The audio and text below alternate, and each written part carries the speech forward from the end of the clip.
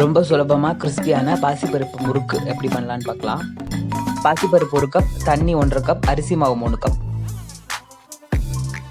பெருங்காயம், உப்பு, காரப்பொடி, வெண்ணெய். 1 கப் பாசிப்பருப்பு எடுத்து நல்லா பொன்னிறமாகிற வரைக்கும் நல்லா வறுத்துக்கலாம்.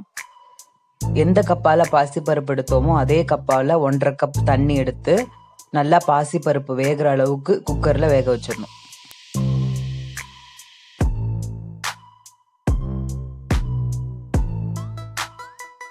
பாசிப்பருப்பு இந்த மாதிரி நல்லா வெந்ததுக்கு அப்புறமா அது தனியாக எடுத்து கூல் பண்ணிடலாம்.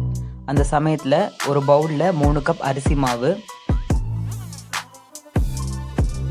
உப்பு, காரப்பொடி, பெருங்காயம், வெண்ணெய் எல்லாம் சேர்த்து நல்லா பிசைஞ்சிக்கலாம்.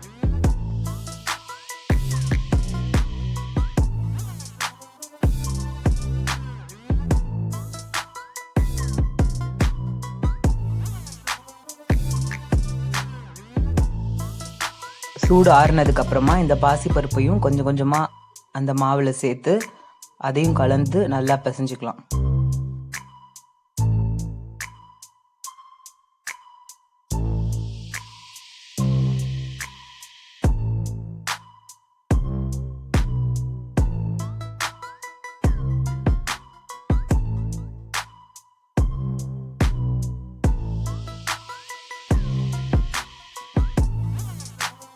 இதை ஒரு பெரிய பாத்திரத்தில் மாற்றி 1 டம்ளர் போல் தண்ணி ஊற்றி நல்லா முறுக்கு மாவு பதத்துக்கு பிசைஞ்சிக்கலாம். இந்த கன்சிஸ்டன்சிக்கு மாவை பிசைஞ்சதுக்கு அப்புறமா இதை சின்ன சின்ன பால்ஸாக பண்ணி முறுக்கு புளியறதுல போட்டு புளிஞ்செடுத்தா ரொம்ப சுவையான கிறிஸ்பியான முறுக்கு ரெடி.